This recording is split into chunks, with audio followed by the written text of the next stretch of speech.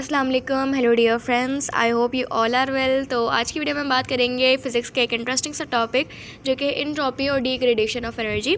तो इसकी अगर मीनिंग देखें तो बनती है कि डिसऑर्डरनेस ऑफ अ सिस्टम, यानी कि सिस्टम में कोई भी डिसऑर्डर आ जाना। अब डिसऑर्डर से क्या मुराद है कि the unavailability of heat energy to do work, यानी कि किसी भी सिस्टम में हम हीट एनर्जी दे रहे हैं लेकिन वो काम नहीं कर रही, वो वर्क नहीं कर रही, उसके अंदर कोई मसला हो गया है, तो इसको हम कहते हैं एंट्रोपी। ठीक है, तो 1865 में जर्मन फिजिस्ट थे रोडोल्फ क्लॉसिस, उन्होंने काम किया था थर्मोडायनेमिक्स पे। अगर आपने मेरी वीडियो देखी जिसमें हमने बात की थी सेकंड लॉ ऑफ थर्मोडायनेमिक्स की, तो उसमें हमने दो स्टेटमेंट पढ़ी थी, एक क्लॉसिस स्टेटमेंट पढ़ी थी और एक केल्विन स्टेटमेंट पढ़ी थी। तो क्लॉसिस स्टेटमेंट जो थी वो इन्होंने दी थी। तो क्या कहते हैं कि according to second law of thermodynamics, according to him, कि entropy of an isolated system जो है उसकी एंट्रोपी जो है, उसका डिसऑर्डर जो है वो ऑलवेज इंक्रीज़ ओवर टाइम, वो हमेशा बढ़ता रहता है टाइम के साथ साथ, या तो फिर वो रिमेन कांस्टेंट रहता है, बढ़ता रहता है, या फिर वो कांस्टेंट रहता है, लेकिन कभी कम नहीं होता। यानी कि कोई भी सिस्टम है उसके जो डिसऑर्डर है, उसका जो काम करने की जो एफिशिएंसी है वो हमेशा जो है वो कम होती रहेगी, यानी कि काम होने की कुव्वत कम होती रहेगी।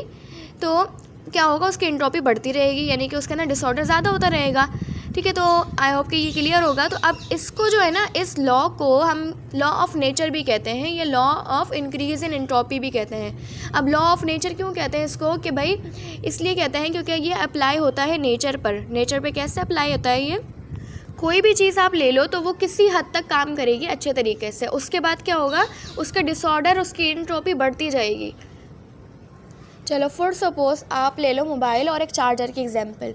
ठीक है, अब आपने क्या करना है, आप क्या कर रहे हो कि आप मोबाइल चला रहे हो, ठीक है, यूज़ कर रहे हो, तो उसके क्या हो रहा है कि चार्जिंग जो है उसकी डाउन होती जा रही है, यानी कि उसकी एंट्रोपी जो है वो बढ़ती जा रही है। ठीक है, यानी कि उसकी जो काम करने की जो अनअवेलेबिलिटी है वो कम होती जा रही है, यानी कि उसकी एंट्रोपी बढ़ती जा रही है। ठीक है, तो लेकिन अब ये कांस्टेंट कैसे रहेगी कि आपने चार्ज पे भी लगाया हुआ है और आप मोबाइल भी चला रहे हो, तो क्या होगा, उसकी एंट्रोपी क्या रहेगी, कांस्टेंट रहेगी, यानी कि ना वो आगे बढ़ रहा है ना वो कम हो रहा है, लेकिन वो कांस्टेंट है।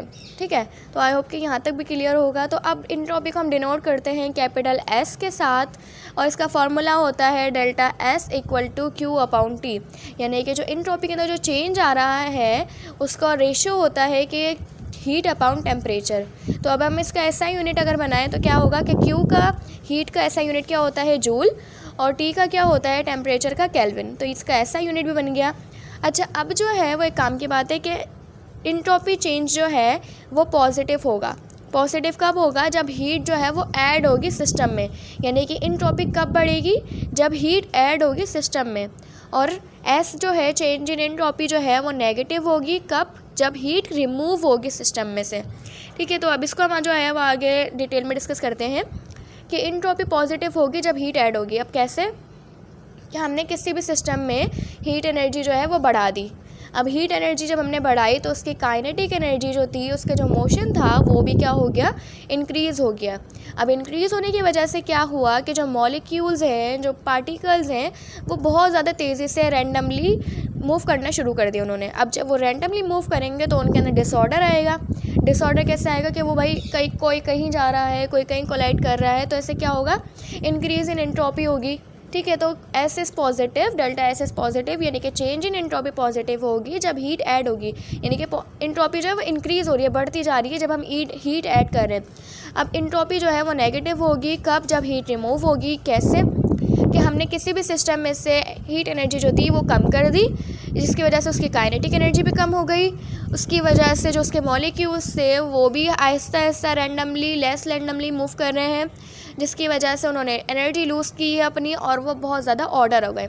अब इसकी मैं आपको एग्जांपल दूँ तो एक आइस की हम एग्जांपल ले लेते हैं। फॉर एग्जांपल, पानी जो है वो हम बॉयल कर रहे हैं, वाटर हमने बॉयल किया, तो क्या हुआ, हीट एनर्जी हमने बढ़ा दी, और हीट एनर्जी बढ़ाने के बाद उसके जो मॉलिक्यूल्स है वो ज़्यादा मूव कर रहे हैं, तो क्या हो रहा है, ये लेस ऑर्डर है। ठीक है, डिसऑर्डर हो गया इसके अंदर। लेकिन अगर उसी जो है वाटर को हम रख देंगे रेफ्रिजरेटर में, और वहाँ पे क्या होगा, वो उसकी जब हीट जो है वो उसके अंदर से रिमूव होना शुरू होगी, वो फ्रीजिंग पे अपना आएगा, तो क्या होगा, उसके जो मॉलिक्यूल्स हैं वो ऑर्डर में आएंगे, उसकी एक शेप बन जाएगी। तो this is the example and this is total all of the video. I hope कि आपको समझ आई होगी, पसंद आई होगी। तो अगर आपको